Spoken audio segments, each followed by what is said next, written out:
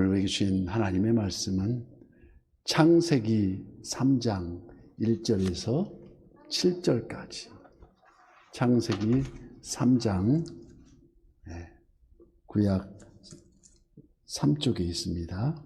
창세기 3장 1절부터 7절까지만 교독하겠습니다.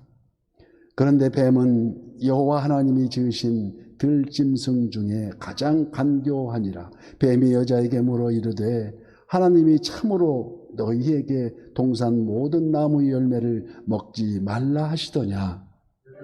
뱀에게 말하되 동산 나무의 열매를 우리가 먹을 수 있으니 동산 중앙에 있는 나무의 열매는 하나님의 말씀에 너희는 먹지도 말고 만지지도 말라 너희가 죽을까 하노라 하셨느니라. 뱀이 여자에게 이르되 너희가 결코 죽지 아니하리라. 너희가 이것을 먹는 날에는 너희 눈이 밝아져 하나님과 같이 되어 선악을 알 줄 하나님이 아심이니라. 여자가 그 나무를 본즉 먹음직도 하고 보암직도 하고 지혜롭게 할 만큼 탐스럽기도 한 나무인지라. 여자가 그 열매를 따먹고 자기와 함께 있는 남편에게도 주매 그도 먹은지라. 다 함께요.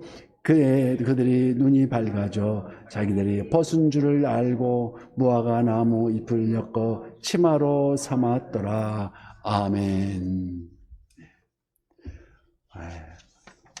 오늘도 오후 예배에 참석하신 우리 모두에게 유혹이 머무는 길목에서라는 제목으로 함께 은혜를 나누고자 합니다. 제가 자라던 어린 시절, 그러니까 6.25 전쟁 등에 제가 태어나서 휴전이 된 후에 그때는 이제 이승만 정권이 들어서고 제가 초등학교 때인데, 제가 자란 그 어린 시절에도 어깨 동무들끼리, 친한 동무들끼리 어깨를 마주하고 공차기를 아주 즐겨했습니다. 축구라고 하죠. 그런데 그렇게 즐거워했지만 가죽으로 만든 진짜 축구공은 구경하기도 힘들었습니다. 그래서 고무로 만든 공으로 대용을 했는데 운동장에서 한번 뻥 차면 어디로 날아가면 없어질 때도 많이 있었고, 그마저도 귀하여서 시골 들판에서 지푸라기를 주워다가 새끼로 꽁꽁 둥그렇게 묶어서 그 새끼 공을 만들어서 옆 동네 선수들과 동네 대항 축구 경기를 하곤 했습니다.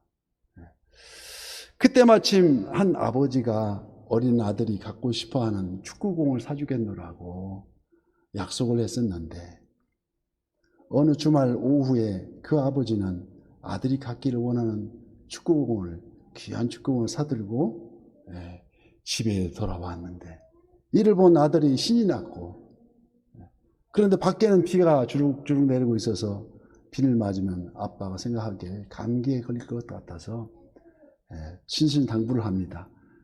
비가 그치면 밖에 나가서 놀고 감기에 걸리지 않도록 방 안에 있으라고 아들에게 공을 넘겨주었습니다. 아들은 싱글벙글 신이 나서 자기 방으로 들어갔는데, 이때 그 아버지가 이후에 취할 행동은 두 가지가 있습니다. 한 가지는 아무래도 그 개구쟁이가 밖에 나갈 텐데 나가지 못하도록 현관 손이 안 닿는 위쪽에 자물쇠를 잠궈서 못 나가게 한다.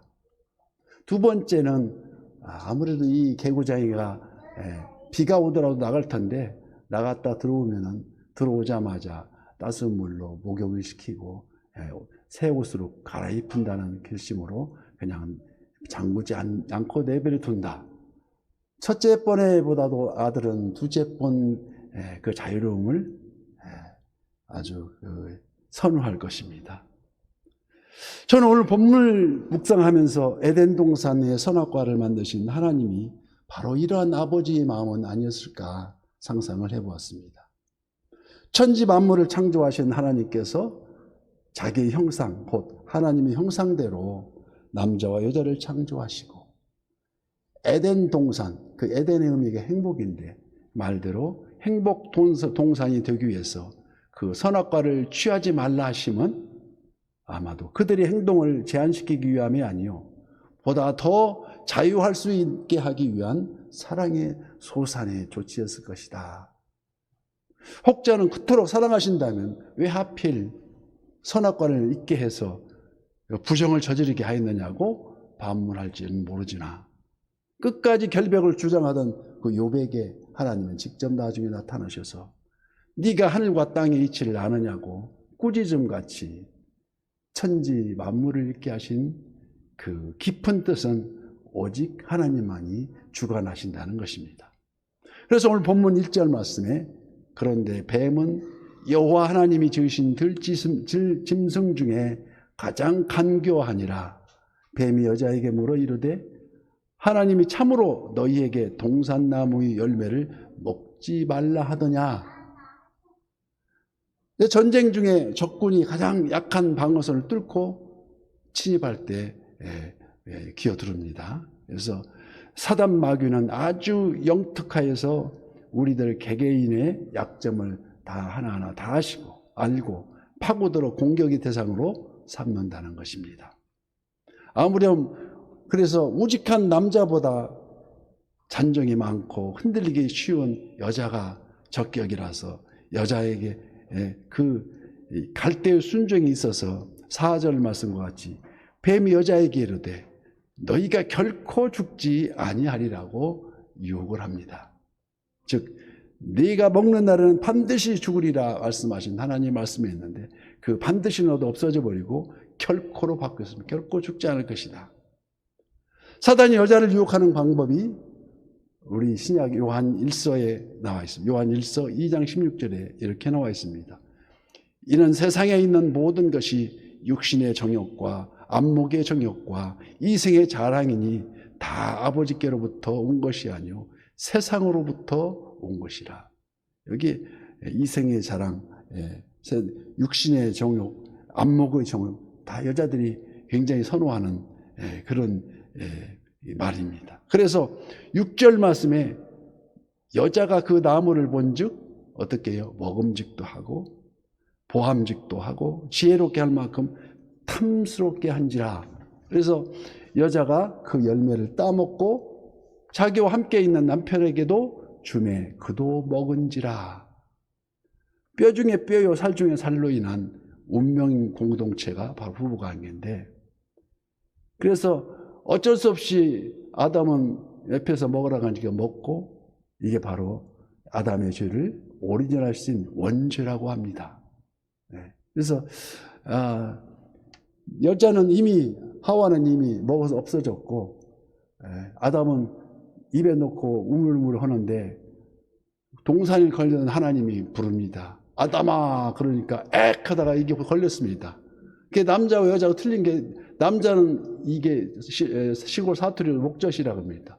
그런데 이게 명칭은 결후라 그래, 결후. 그래서 이게 여자는 없고 남자만 있어요. 먹다가, 그래서 영어로 이 결후를 아담스 애플이라고 합니다. 아담의 사과라고 해가지고, 영어 사전 찾아보면 딱 크게 나와 있어요. 아담스 애플, 이게 목젖입니다.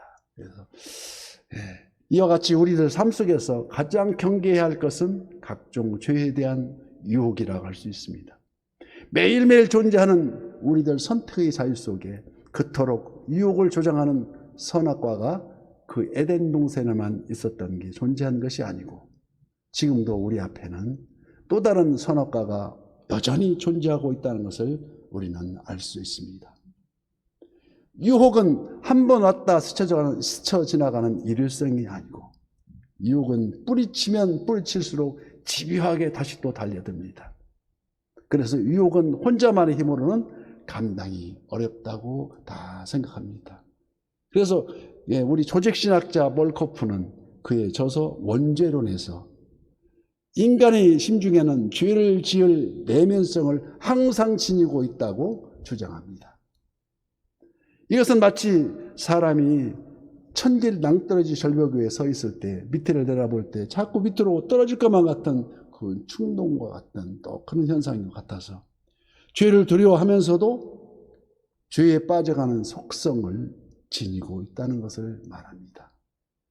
선악과를 따먹게 한 뱀의 배후에는 사단 마귀의 유혹이 있었습니다. 결국 뱀이 사단 마귀의 도구로 전락함으로써 오히려 그 지혜로움은 점점 더 사악하고 교활해지는 결과를 초래하고 있다는 것입니다. 이처럼 우리가 유혹에 대한 올바른 깨달음을 가져야 그 유혹에서 자유할 수가 있지 않겠습니까? 그러면 그에 대한 지침은 무엇일까요? 미국 황야지대에 방울뱀이 살고 있습니다. 치명적인 독을 가진 이 방울뱀은 먹잇감인 주식인 다람쥐를 잡아고 사는데 그 다람쥐를 잡아먹는 방법이 아주 독특합니다. 어떻게 잡느냐 하면 먼저 꼬리를 흔들어서 방울뱀이니까 방울소리를 냅니다. 방울소리를 짜르르르르, 어떤 때는 따르르르 소리를 내면서 방울소리를 내면은 그 나무 가지 위에서 숨어있던 다람쥐가 저게 무슨 소리인가 하고 이렇게 빠끔히 내려보다가 바로 그 순간에 그 방울뱀 눈하고 그 독사의 눈하고 그 다람쥐 눈이 딱 마주쳐서 눈싸움이 벌어지는데 그만 맥이 풀려서 질려가지고 다람쥐는 잡고 있던 발의 힘이 딱 풀려버려서 그 통에 툭 떨어지니까 툭 떨어짐과 동시에 그 방울뱀은 입을 벌써 낚아채는 그 방법이 우리 방울뱀이 다람쥐를 잡아먹는 방법입니다. 그러니까 다람쥐는 오금이 저려가지고 지탱하고 있던 발이 힘이 다 풀려서 툭 떨어지고 만다는 것입니다. 그래서 유혹은 바로 이 한순간의 방심에서 삼킬 자를 찾고 있다는 것입니다. 그래서 잘 아는 베드로전서 5장 8절 근신하라 깨어라 너희 대적 마귀가 우는 사자같이 두루 다니며 삼킬 자를 찾나니 운다고 합니다. 왜 웁니까? 배가 고파서. 그래서 우리가 잘 하는 것이 낙엽이 가는 길엔 봄을 기다리는 희생을 수반하지만 유혹이 가는 길목엔 파멸을 조장한다. 그래서 낙엽이 왜 희생이냐고 말할지 모르지만은 우리가 거저 보기에는 나뭇잎이 떨어지는 것은 계절 따라서 나뭇잎이 떨어지고 다시 새싹이 나고 생각하겠지만 다 하나님의 이치가 있다라는 것입니다. 초록의 계절 무성한 나뭇잎은 강렬한 햇빛을 받아서 탄소 동화작용으로 엽록소와 자양분을 부지런히 가지마다 공급하여서 푸르른 나무를 만들지만 가을 찬바람이 불면 나뭇잎에 남아있는 그 나뭇잎이 가지고 있는 최소한의 자양분까지도 전부 뿌리를 향해서 그 가지로 다 보내고 자기는 퇴색해져서 힘이 없어서 이제 떨어져서 낙엽으로 뒹구는 그런 신세로 되는데 이 작용이 그 자양분이 있어야 긴 겨울을 날 수 있기 때문에 그 나무를 보호하고 있는데 낙엽이 떨어지지 않고 있는 나무는 죽은 나무입니다. 그래서 그 이치가 낙엽이 떨어져 있는 그 이치가 오묘하더라는 것입니다. 그러나 유혹에 머무는 길목에서 우리가 넘어지지 않고 자유할 수 있는 길, 그 길은 첫째, 하나님은 절대 순종을 원하시다는 것입니다. 어떤 순종입니까? 선악을 알게 하는 나무 열매는 먹지 말라. 내가 먹는 날에는 반드시 죽으리라. 즉 인간의 행위 여부에 따라서 죽음과 영생에 결정되는 행위 언약인 것을 말합니다. 인간이 죄의 함정에 빠지는 것도 가슴 설레는 안목, 달콤한 속삭임, 이를 확인하고 싶어하는 욕망으로 그 대상에 이끌려서 그만 유혹의 덫에 걸리고 만다는 것입니다. 여호와 하나님께서 그토록 신실했던 다윗 왕도 부하 장수들은 다 격전지에 나와서 열심히 싸우고 있는데 자신은 어느새 한가로이 왕궁 옥상을 거닐다 목욕하는 한 여인을 훔쳐보고 그만 올무에 빠졌고 역발산 사사 삼손도 이방 여인 드릴라의 미모에 넘어가서 두 눈이 뽑히는 치욕을 당하고 말았지 않습니까? 이렇듯 절대 순종을 외면한 왜곡된 행동은 결국 유혹의 덫에 걸려 파멸의 길을 걷더라는 것입니다. 설마 하는 함정입니다. 사단 마귀는 틈만 있으면 미혹하는 영입니다. 설마 죽기야 하겠느냐는 그런 유혹입니다. 신명기 4장 2절 말씀에는 내가 너희에게 명령하는 말은 너희는 가감하지 말고 내가 너희에게 내린 너희 하나님 여호와의 명령을 지키라고 말씀합니다. 그래서 작은 물고기 미끼가 큰 대어가 낫게 하는 미끼로 써집니다. 설마 이 정도쯤이야 가감하면 사단은 어느새 그 틈을 노려서 속속이 파고들고 있다는 것입니다. 자기도 모르게. 예를 들어서 미국 제25대 대통령 크리브랜드 대통령이 젊은 시절에 집안이 몹시 가난해서 고학을 하는데 어느 한때 그 크리브랜드는 품행이 나쁜 친구들과 어울려서 술, 마약 등 비행에 물들 즈음에 그가 평소 즐겨 읽던 성경 말씀 로마서 6장 23절 말씀에 죄의 싹슨 사망이요 하나님의 은사는 그리스도 예수 우리 주 안에 있는 영생이니라. 이 말을 한 구절에 그래서 오직 이 말을 깨달아서 이제는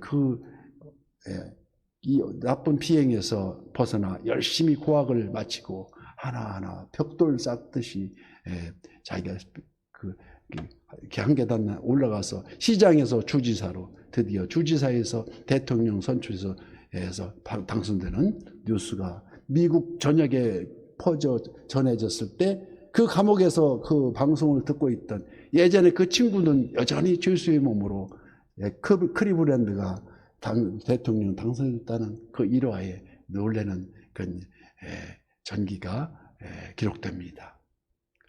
그러므로 유혹이 머무는 길목에서 우리에게 주는 가장 중요한 교훈은 온전한 옷을 입어야 한다는 것입니다. 어떤 옷입니까? 오늘 보면 7절 말씀에 이에 그들의 눈이 밝아져 자기들이 벗은 줄을 알고 무화과 나무 잎을 엮어 치마로 삼았더라. 여기 너희가 그것을 일찍이 2장 말씀에 너희가 그것을 먹는 날에는 너희 눈이 밝아져. 눈이 밝아진다는 것은 마귀의 말이 맞았지만은 그렇다고 하나님과 같이 되어라는 그 유혹은 완전히 거짓말이었다는 것을 나중에 알 수 있습니다. 이전에는 서로 벗고 있었는데도 서로가 아름답게 인식되었는데 이제는 온전했던 그 형상이 이지러져 버리고 벌거벗은 것이 부끄러움으로 인식되더라는 것입니다. 왜? 온전한 옷을 입지 않았기 때문에. 이 벌거벗음의 의미는 실상의 영적 나체를 뜻합니다.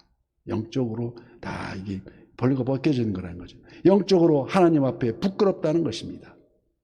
죄를 지은 영혼은 하나님 앞에 마치 벌거벗은 부끄러움을 갖게 된다는 것인데, 그래서 자기들이 벗은 줄을 알고 무화과 나무를 엮어서 치마로 삼았더라는 것입니다. 이것이 인간이 최초로 만든 옷의 기원입니다. 이런 온전한 옷을 입어야 그 부끄러움이 사라진다는 것인데, 이어서 오늘 본문 우리 읽지 않았지만 21절 말씀에 3장 21절 말씀에 여호와 하나님이 아담과 그의 아내를 위하여 가죽 옷을 지어 입히시니라 이렇게 했습니다. 신학적으로 이게 분분하게 주석이 분분하지만 온전한 옷, 그 가죽 옷은 무엇을 상징하고 있습니까? 바로 오늘 또 복음을 믿는 자에게 찾아오시는 예수 그리스도를 예표하고 있다는 것을 잘 인식되어야 합니다. 그래서 로마서 13장 14절 말씀에도 오직 주 예수 그리스도로 옷 입고 정욕을 위하여 육신의 일을 도모하지 말라고. 그래서 주 예수 그리스도 옷을 입으라는 말씀이 나옵니다. 즉 오직 주 예수 그리스도로 옷 입는다는 것은 근신하고 깨어있어 그의 말씀을 주야로 묵상한다는 것을 말합니다. 우리가 잘 아는 바로 복 있는 사람이 가는 길, 시편 1편의 말씀에 항상 복 있는 사람의 길을, 그 비결을 얘기하고 있습니까? 복 있는 사람은 악인의 꾀를 쫓지 아니하며 죄인의 길에 서지 아니하며 오만한 자의 자리에 앉지 아니하고 오직 여호와의 율법을 즐거워하여 그 율법을 주야로 묵상하는 자라. 이 복 있는 사람이에요. 그래서 즉 악인의 꾀에서 죄인의 길에서 오만한 자의 자리에서 벗어나 오직 예수 그리스도로 온전한 옷을 입어야 우리가 유혹에서 벗어날 수 있다는 것을 잘 우리가 느끼고 알아야 한다는 것입니다. 그리스 신화에 나오는 정막 강산의 섬에서 들려오는 요정의 간드러지는 슬프고 감미로운 노랫소리가 그 앞을 지나는 사나이 신금을 울려서 모두가 100이면 100 다 전부 유혹의 덫에 걸리더라는 것인데, 그 황홀감에 도취되어서 넋이 나간 듯 스스로 배를 타고 가다가 자기도 모르게 한 사람씩 그 노래의 흥취에 빠져서 자기도 모르게 물속으로 빠져 들어가더란 것입니다. 그래서 그 섬을 지나면 텅 빈 배만이 둥둥 떠다닌다는 겁니다. 다 전부 유혹에 밀려서 다 자기가 자진해서 물속으로 들어가는 거죠. 그러나 오늘 지나고 있는 그 한 척의 배는 보이는데 전혀 요동치 않고 한 사람도 희생이 없이 유유히 지나가고 있다는 것입니다. 왜 그럴까요? 그래서 자세히 그 이유를 살펴보니까 그 요정의 유혹이 시작되면 그보다 훨씬 우렁찬 목소리로 찬송을 함께 부르더라는 것입니다. 주님을 찬양하는 그런 찬양이었습니다. 유혹을 딛고 일어선 생명나무, 계시록 2장 7절 말씀에 이렇게 적혀 있습니다. 귀에 있는 자는 성령이 교회에게 하시는 말씀을 들을지어다. 이기는 그에게는 내가 하나님이 낙원에 있는 생명나무 열매를 주워 먹게 하리라고 말씀하고 있습니다. 2023년 선한 요새 공동체, 부흥의 원전으로 향하는 생명나무 열매가 이 제단에 차고 넘치도록 풍성할 것을 예수님 이름으로 축복합니다.